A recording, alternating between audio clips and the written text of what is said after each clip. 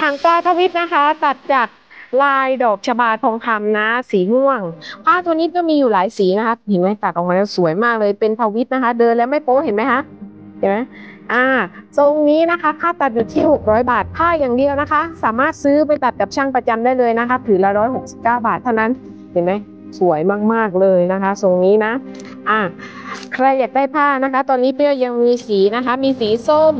สีเหลืองสีฟ้าสีแดงสีดำเขียว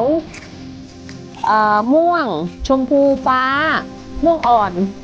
สียังมีเยอะมากๆเดี๋ยวแนบสีท้ายคลิปอีกทีนึงค่ะไปค่ะไปดูสีแบบเต็มผืนดีกว่าค่ะไปค่ะ